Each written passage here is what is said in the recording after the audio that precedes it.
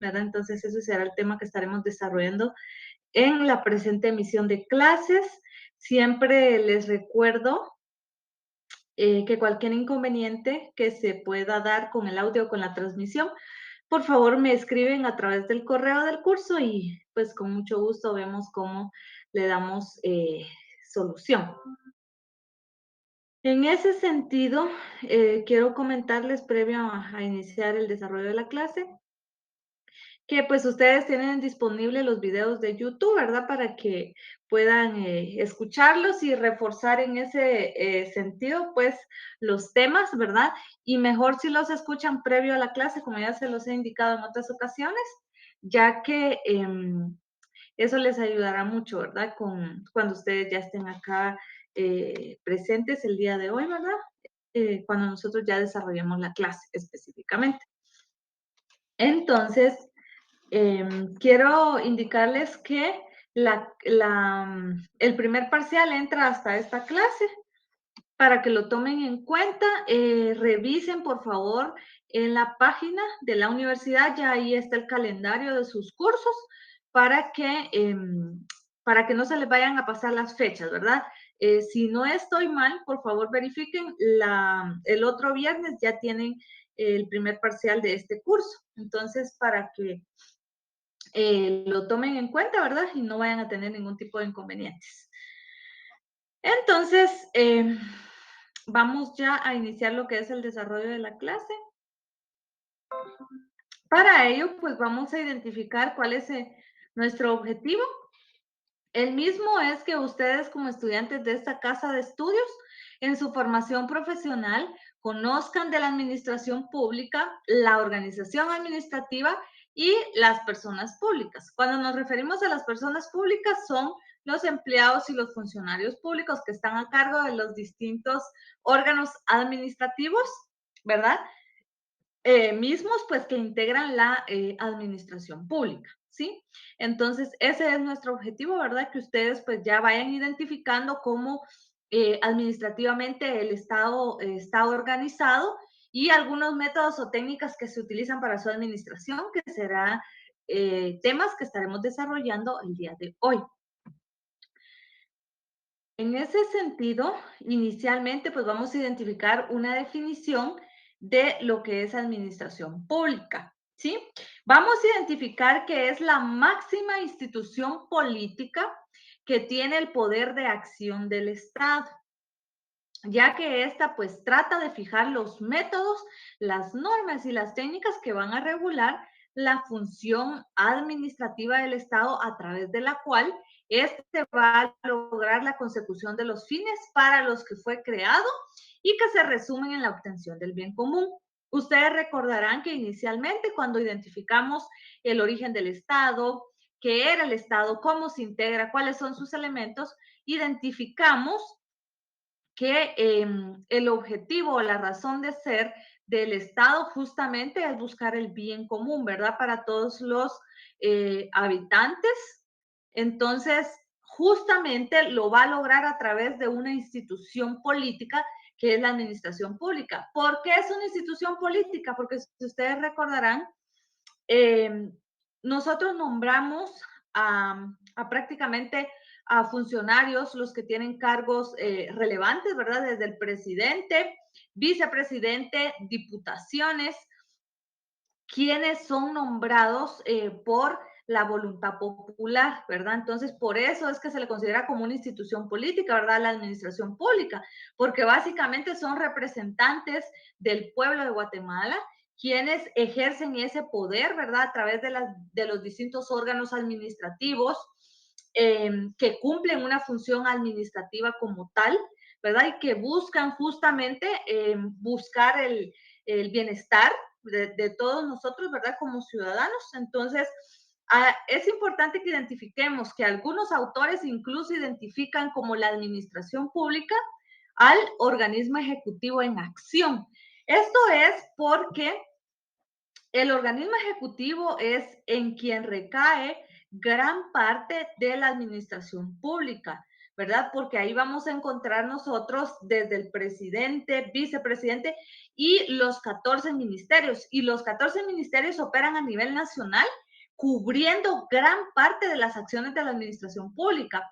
Además de ello, hay otras instituciones como la Policía Nacional Civil, algunos registros, registro mercantil, por ejemplo, que nosotros los vemos como independientes, pero realmente al analizar la estructura del Estado dependen de algún ministerio y hay representación de algún ministro, por ejemplo, incluyendo el RENAP, ¿verdad? Que es una institución considerada autónoma según su propia ley, pero hay una intervención de algunos ministros, hay representatividad del organismo ejecutivo. Entonces, por esa razón, es que algunos autores opinan esto, ¿verdad? De que es el Ejecutivo en acción, sin menospreciar que también el Legislativo y el Judicial, pues, forman parte de esta gran institución política, ¿verdad? Que es la administración pública.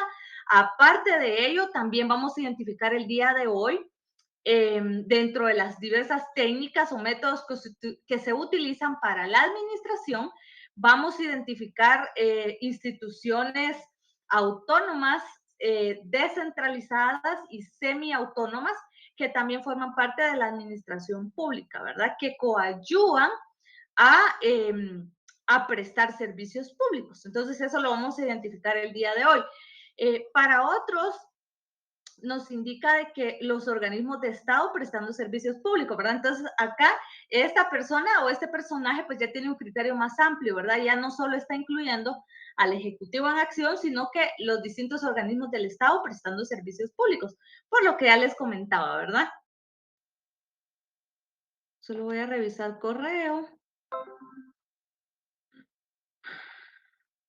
Ok, todo parece estar bien. Entonces, en ese sentido, vamos a continuar. Vamos a identificar la actividad del Estado y esta pues es desarrollada a través de la función pública. Entonces es importante que identifiquemos en nuestra legislación lo referente a la legislación, a la función pública. Y bueno, el Estado básicamente pues desarrolla su actividad a través de las funciones estatales, a través de la legislativa, ¿verdad? A través del organismo legislativo, la jurisdiccional a través del organismo judicial y la administrativa a través del organismo ejecutivo. Entonces, básicamente la función pública es esa serie de actividades que el Estado desarrolla a través de sus tres organismos de Estado. Vamos a identificar en el artículo 154 referente a la función pública, justamente, y función pública y sujeción a la ley. Y nos indica que los funcionarios son depositarios de la autoridad, responsables legalmente por su conducta oficial, sujetos a la ley y jamás superiores a ella, ¿verdad? Entonces ustedes aquí pueden revisar este artículo luego detenidamente, ¿verdad?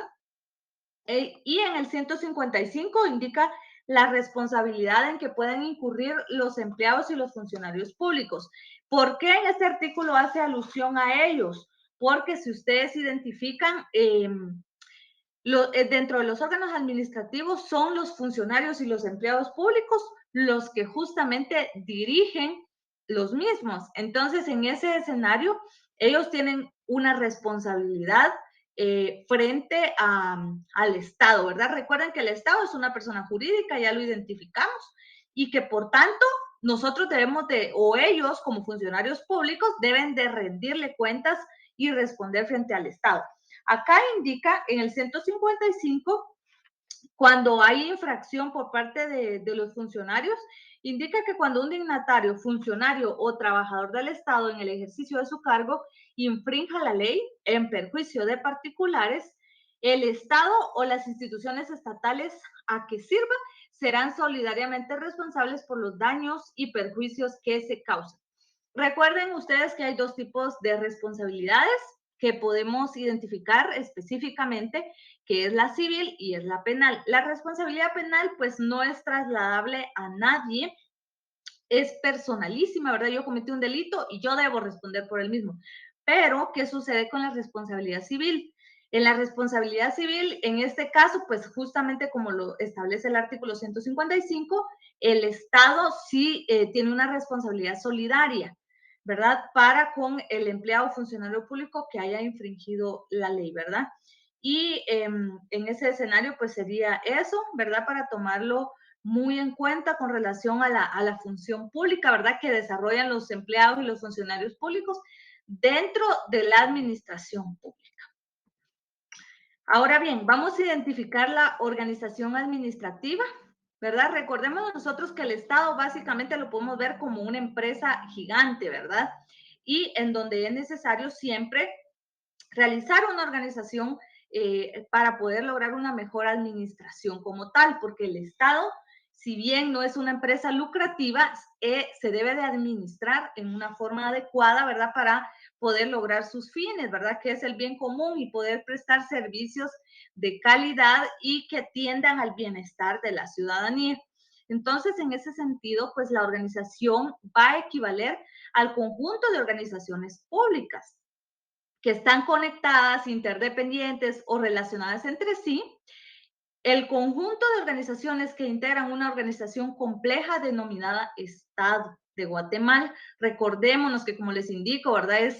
Es prácticamente es una institución política gigante, ¿verdad? Y que van a existir diversos tipos de técnicas para la administración, como lo vamos a identificar, pero que las mismas deben de buscar un mismo fin, ¿sí? Entonces no se deben de, cada una va a tener su propia independencia funcional en ciertos casos, como lo vamos a ver, ¿verdad? Dependiendo de qué tipo de organización se trate, ¿verdad? Si es autónoma, si es semiautónoma, va a tener cierta independencia económica y funcional o una de ellas, pero que su finalidad siempre va a ser una integración, ¿verdad? En las distintas instituciones. Por ejemplo, el registro mercantil tiene su propia función, el RENAP tiene su propia función, pero en conjunto, ¿verdad? Si todos prestan servicios de calidad, entonces la población pues va a estar satisfecha, ¿verdad? Con los servicios que se le prestan. Y si no, pues todo lo contrario, ¿verdad? Si alguna institución está haciendo mal su trabajo, entonces en conjunto o como resultado, pues va a ser malo, ¿verdad? Y la población va a estar insatisfecha con los resultados de cada administración. Recordemos nosotros que cada gobierno pues tiene sus propias políticas y cambian en cierto sentido ciertos servicios o la forma en que se prestan, ¿verdad?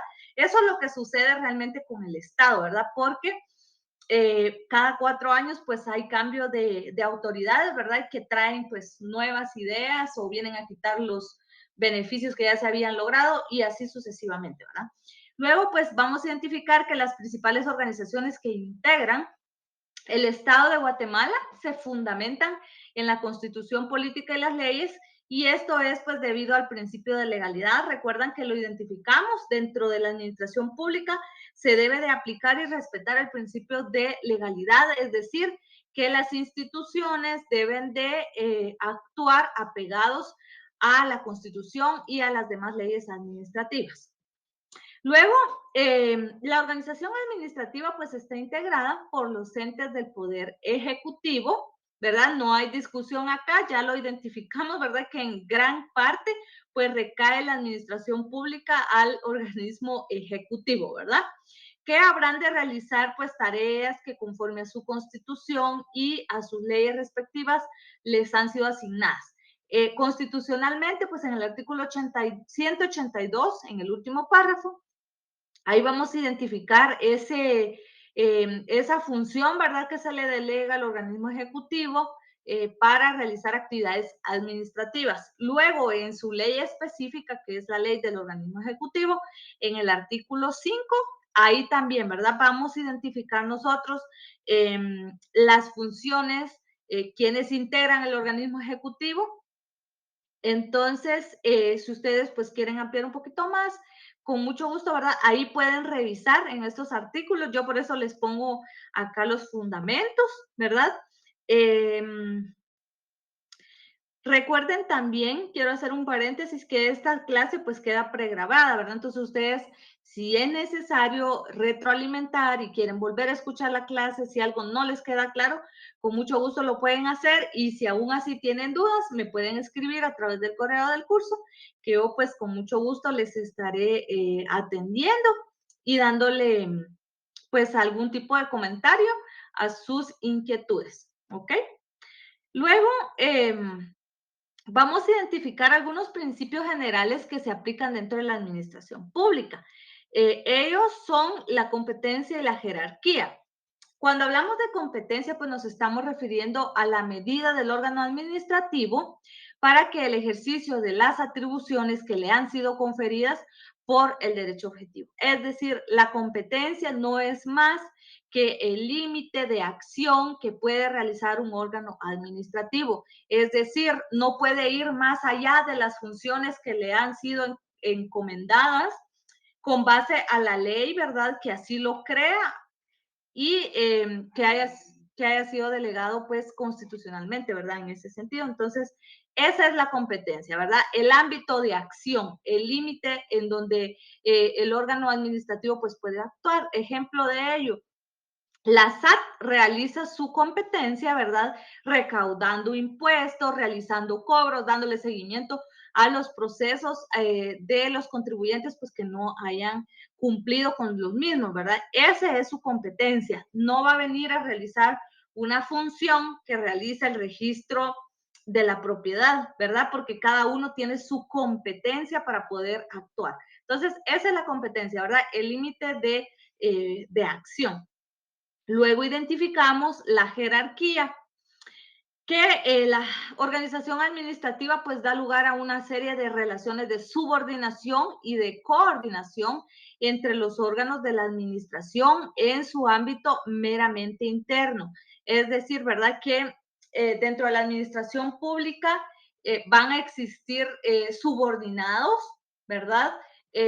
Como les indicaba, en el organismo ejecutivo, ¿verdad? Que empieza desde el presidente, vicepresidente, luego se va bajando hacia los ministros, luego viceministerios y así sucesivamente.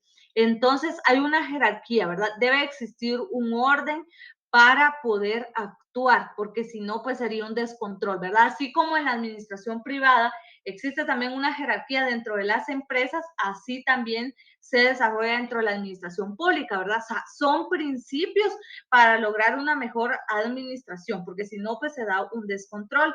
Y así sucede con cada órgano administrativo, ¿verdad? Si es un órgano autónomo, obviamente va a estar sujeto a rendir ciertos informes, pero en una forma más limitada, ¿verdad? Porque por eso tiene autonomía. Pero si hablamos de un ministerio, por ejemplo, recordemos que está sujeto a las disposiciones y órdenes que puedan emitir el presidente, ¿verdad? En forma independiente o en consejo de ministros. Entonces, eso es la jerarquía.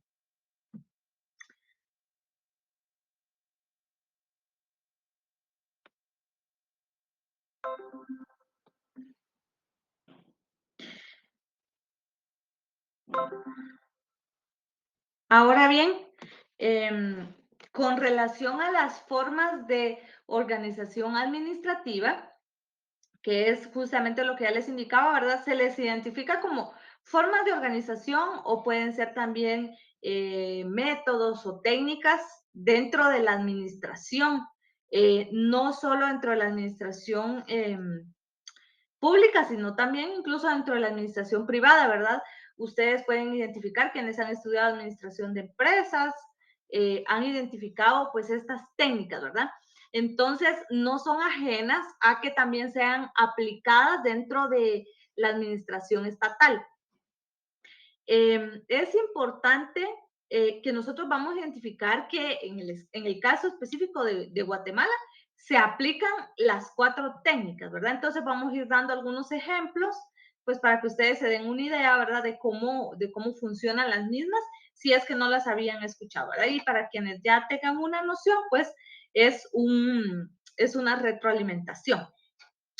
Fíjense que tenemos cuatro técnicas o formas de organización. La primera es la centralizada, luego identificamos la desconcentración, luego la descentralizadas y por último la autonomía, ¿verdad? Que es otra forma de organización.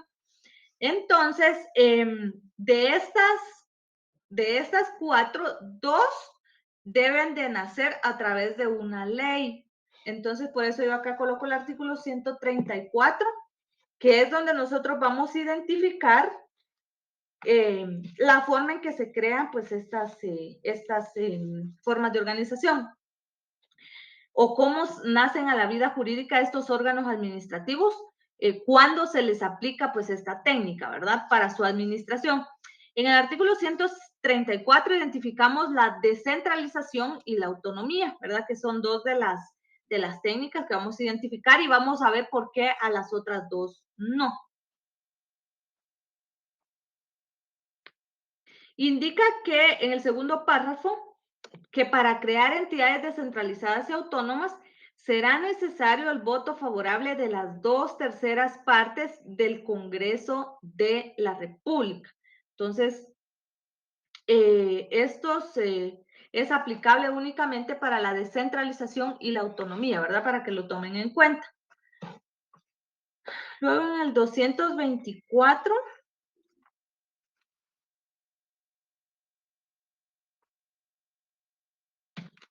identificamos lo que es la división administrativa, ¿verdad? Entonces se lo coloqué justamente porque, como lo vamos a ver más adelante, administrativamente el Estado se divide en departamentos y estos en municipios para lograr esa administración justamente. Y acá nos indica que la administración será descentralizada y se establecen regiones de desarrollo con criterios económicos y sociales y culturales que podrán estar constituidos por uno o más departamentos para dar un impulso racionalizado al desarrollo integral del país. Entonces, estas técnicas o esta descentralización lo que buscan justamente es lograr el desarrollo, ¿verdad? Porque tanto centralismo realmente no es bueno. Vamos a identificar primero, ahorita se los explico por qué. Miren, la primera técnica que surge a nivel general, a nivel mundial, pues es el centralismo, ¿verdad? Que dentro de la administración pública existe una centralización de poder y eso pues en cierto modo pues o en cierto momento pues fue bueno, pero como nosotros sabemos que el derecho va evolucionando, las técnicas van evolucionando, entonces han ido surgiendo nuevas formas de organización administrativa. Pero esta fue la primera que surgió y es porque se centraba básicamente el poder o se centra en un solo órgano, en una sola persona, ¿verdad? Antes lo podíamos identificar nosotros que el poder se centraba en los reyes, ¿verdad? Que básicamente en ellos recaía el poder y no se hacía nada sin la autorización y sin la ordenanza de ellos. En el caso de Guatemala, referente a esta centralización, pues los órganos dependen inmediata y directamente del titular del Poder Ejecutivo, ¿verdad? Que en este caso, pues es el presidente de la República, en quien recae básicamente ese poder, ¿verdad? Y que tiene pues mucho control pues a nivel nacional, ¿verdad? A través de ese organismo, porque como ya lo identificamos, cubre gran parte de la administración pública, ¿sí? Entonces, como vimos ya en el artículo 224, lo que se busca ya es ir soltando esta centralización, ¿verdad? Y ir buscando ya la descentralización, es decir, ir cediendo ese poder y delegándolo a través de los gobernadores departamentales, a través de los alcaldes, ¿verdad? Pero ya ir delegando este poder y que no todo esté concentrado en el presidente, ¿sí? Pero si lo identificamos de esta forma, en Guatemala sigue aplicándose esta técnica de centralismo, ¿verdad? En gran parte de la administración pública. Tiene un superior jerárquico, pues que en el organismo ejecutivo rige las organizaciones administrativas, ¿verdad? Que será el presidente de la República, ¿verdad? Luego, identificamos la desconcentración. Este ya es como un paso más, ¿verdad? Queriéndose desprender de este centralismo burocrático, en donde los entes pues sí guardan una relación jerárquica aún con algún órgano centralizado, pues en este caso sería con el Poder Ejecutivo, pero ya existe pues cierta libertad en lo que respecta a su actuación técnica únicamente, ¿verdad? Ya que depende pues económicamente y siempre va a estar teniendo que realizar ciertas consultas al órgano superior. Y como ejemplos de ellos vamos a identificar los centros regionales de la Universidad de San Carlos, algunas empresas municipales, ¿verdad? Entre otros, pues que en donde se aplica la desconcentración. ¿Por qué? Era justamente lo que les indicaba referente a la ley, ¿verdad? Acá pues no se va a crear no van a tener una ley como tal, ¿verdad? Sino que van a depender siempre del órgano centralizado, ¿verdad? Que es el presidente de la República, a través de la ley del organismo ejecutivo, ¿verdad? En donde se le delegan determinadas funciones. Entonces, pues acá no necesariamente se va a crear una ley, ¿verdad? En donde se le delega cierta independencia. Por eso es que en la Constitución solo se refiere a las descentralizadas y a las autónomas, que es donde el organismo legislativo, pues, debe de crear el órgano a través de una ley como tal, y ahí es donde se aplica, pues, la cantidad de votos que establece la Constitución para que pueda ser válido, ¿verdad? Entonces, luego pasamos a la siguiente técnica, que es las descentralizadas.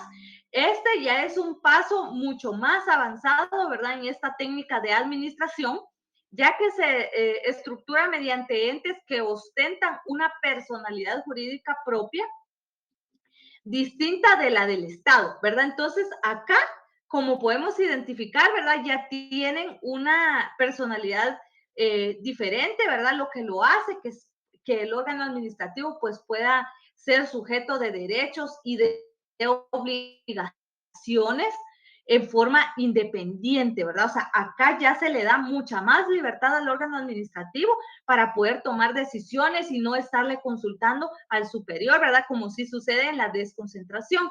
Entonces, si nos vamos dando cuenta, es como son técnicas que cada vez nos vamos alejando más de esa centralización, ¿verdad? En donde el poder está concentrado únicamente en el presidente y que justamente el 224 constitucional nos establece, ¿verdad?, de que se debe de ir buscando justamente esa descentralización para lograr una mejor administración estatal, ¿verdad? Porque realmente estas técnicas, eso es lo que pretende, ¿verdad? Que se logre una mejor administración. ¿Por qué? Porque entre más se va descentralizando el poder, eh, los personajes, ¿verdad? Así como los gobernadores departamentales pueden conocer mucho más cercano las necesidades que tenga cada departamento y a diferencia, ¿verdad? Que el presidente de la República sí pueda que esté viajando constantemente a los departamentos para querer identificar esas necesidades, pero es mejor si se delega en otras personas para que sean los supervisores, si lo queremos ver desde ese punto.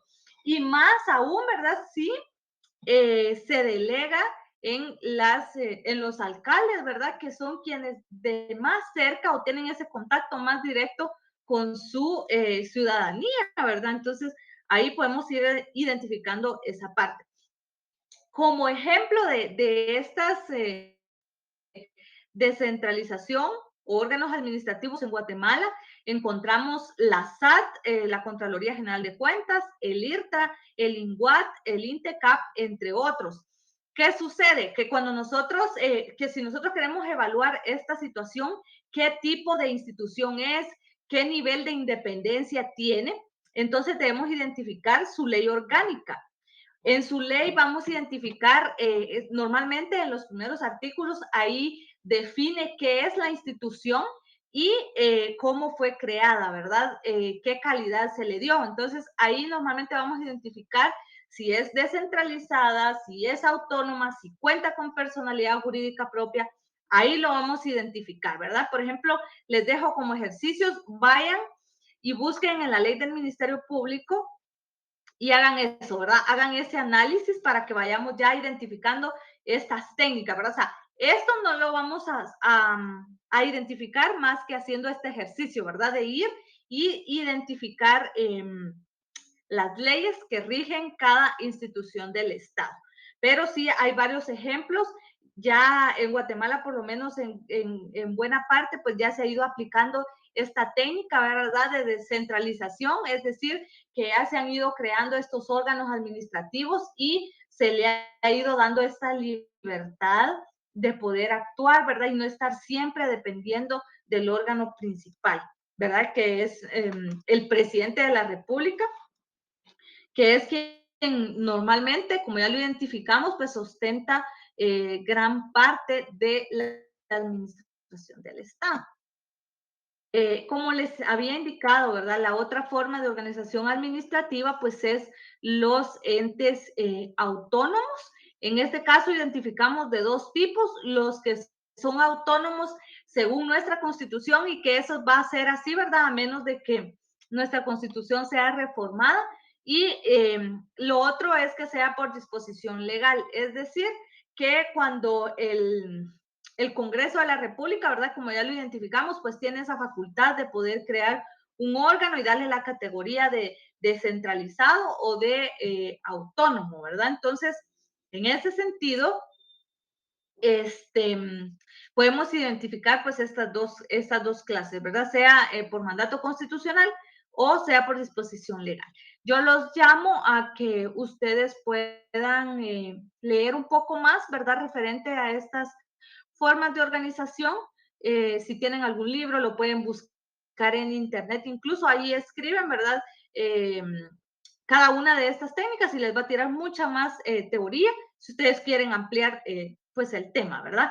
Yo les doy ejemplos porque con ejemplos es lo más fácil para poder ir comprendiendo pues estas técnicas. Primero, pues les coloco acá todos los órganos que por mandato constitucional pues son autónomos, ¿verdad? Como lo es el ICS, ¿verdad? Está regulado en el artículo 100. Cada uno les coloco acá su fundamento legal.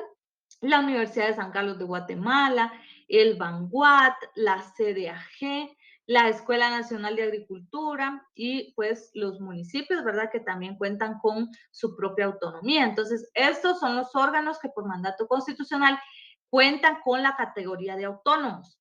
¿Verdad? ¿Qué significa esto? Que los autónomos se alejan aún más de los entes que son descentralizados, ¿verdad? Aquí prácticamente no tienen que estarle rindiendo cuentas al presidente o al organismo ejecutivo como tal, ¿verdad? Tienen completa libertad administrativa para poder operar. ¿Qué sucede? Que según la doctrina, pues nos indica de que para que exista una autonomía plena, un órgano debe de contar también con independencia económica. Pero sucede que en Guatemala, pues eso como tal no se da. Entonces, si quisiéramos decir que en Guatemala estos órganos son autónomos de nombre, porque la Constitución así lo establece, pero si ya lo analizamos con características de lo que la doctrina nos establece, realmente no se cumplen con todos los presupuestos, ¿verdad? Para establecer una autonomía absoluta, ¿verdad? Esto sucede porque estos órganos dependen económicamente del Estado, ¿verdad? No producen sus propios recursos para poder administrarse independientemente, ¿verdad? En forma completa, ¿verdad? Eso no se da, ¿verdad? Pero eso ya es una cuestión de análisis entre la doctrina y la ley, ¿verdad? Luego identificamos que por disposición legal les coloco como ejemplo el RENAP, ¿verdad? El RENAP es autónomo porque en su ley así lo establece. Cuando el Congreso de la República crea esta institución de RENAP a través de la ley, pues ahí establece justamente, ¿verdad? Esta autonomía para este órgano administrativo. Luego vamos a identificar algunas figuras que son importantes relacionadas al tema que estamos identificando, como lo es pues la organización administrativa en Guatemala, ¿verdad? Algunas tipologías de la administración. Primero pues identifiquemos que como organización pues tenemos los tres organismos justamente del Estado, ¿verdad? Que es el legislativo, el ejecutivo y el judicial, que cumplen con la función de la administración pública del Estado de Guatemala. Entonces, dentro de la tipología de la administración, vamos a identificar una administración nacional, ¿verdad? Que es ese conjunto de organismos dependientes o funcionarios, pues, que actúan en una forma bajo la suprema autoridad administrativa del presidente de la República. Si se dan cuenta, siempre nos lleva al organismo ejecutivo, ¿verdad? Que la administración nacional se desarrolla desde el presidente, ¿verdad? Hasta los distintos ministerios, ¿verdad? Que prestan funciones administrativas y servicios públicos a través de los órganos administrativos. Entonces, es cuando hablamos de esa administración nacional, nos estamos refiriendo que se prestan servicios o que los órganos administrativos cubren, pues a nivel nacional, ¿verdad?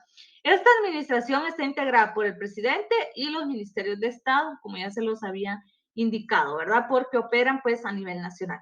Luego vamos a identificar dentro de la tipología una administración local, que son las entidades descentralizadas dotadas de autonomía, ¿verdad? ¿Por qué? Porque ya en su propia ley, pues les puede limitar, ¿verdad?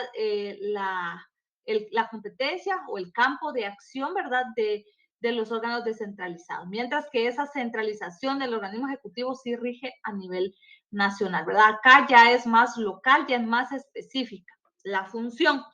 Luego identificamos una administración territorial, ¿verdad? Que es ese conjunto de departamentos, municipios y regiones, ¿verdad? Para poder administrar el Estado en una mejor manera, ¿verdad? Por eso es que existe esta división en departamentos. ¿Por qué? Porque Guatemala, pues, sí es un país, pues, grande, pero si lo comparamos con países como Estados Unidos o México, que ellos incluso dividen estados, ¿verdad? El país lo dividen en estados, imaginémonos, ¿verdad? Como que Guatemala fuera uno de esos estados específicamente por lo enormes que son. Entonces, para lograr una mejor administración, lo hacen así, ¿verdad? Y nombran un gobernador para poder administrar ese estado, que prácticamente ese gobernador es como el presidente de Guatemala, ¿verdad? Entonces, así sucesivamente se va distribuyendo, se va administrando el territorio, ¿verdad? Hasta llegar a los municipios para conocer de forma más cercana, como ya se los había indicado, pues las necesidades de la población. Ahora vamos a identificar algunas definiciones, como lo son la nación, ¿verdad? Que es el pueblo con tradiciones, con fines y con propósitos comunes y que implica además pues un sentimiento de unidad, ¿verdad? O sea, esa identificación que nosotros podemos tener como ciudadanos guatemaltecos con nuestro país. Luego identificamos pues el poder público y este pues asume dos orientaciones, que es el poder político y el poder económico. En este caso pues sería el gobierno, ¿verdad? En donde recae ese poder público. Les coloco acá el artículo 152, ¿verdad? Para que ustedes pues lo puedan leer detenidamente. Luego identificamos pues la doble calidad con la que cuenta el presidente, que es de Estado y de suprema autoridad administrativa. Les coloco yo acá el artículo 182, ¿verdad? En donde se establece esas dos calidades con que actúa el presidente. Esto es por mandato constitucional, ¿verdad? Aquí no hay pierde. El primero, pues es como jefe del Estado de Guatemala. Ahí el Estado pues está en una calidad o en una función administrativa. Luego lo identificamos como el comandante general del ejército, realizando acá una función política, ¿verdad? Entonces el Estado pues tiene esas dos calidades a la hora de ser electo, ¿verdad? Como presidente de la República. Luego identificamos la ley, que la organización administrativa del Estado, pues en su totalidad, debe estar prevista, expresa y taxativamente en la ley constitucional, y cada uno de sus elementos debe estar desarrollado por la ley orgánica. Siempre recaemos nosotros al principio desde la Constitución y las leyes administrativas que dirigen cada órgano administrativo. Luego identificamos la descentralización, la desconcentración y la delegación, que es una técnica para hacer gobierno, ¿verdad? Apoyada en la desconcentración y en la delegación, que es justamente las técnicas que estuvimos identificando y que se aplican dentro de la administración pública. Y por último, pues la organización territorial. El territorio de Guatemala pues se ha dividido en departamentos y esos en municipios, ¿verdad? Como ya lo identificamos para una mejor administración.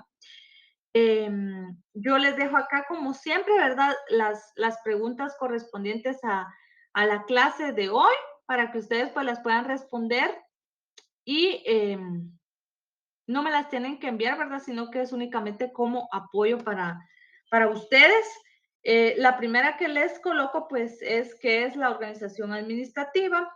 Luego que identifiquemos pues qué es la competencia y o jerarquía. Luego, la forma de gobierno donde los órganos dependen inmediata y directamente del titular del Poder Ejecutivo. Luego, que cite 5 ejemplos de entidades autónomas por mandato constitucional.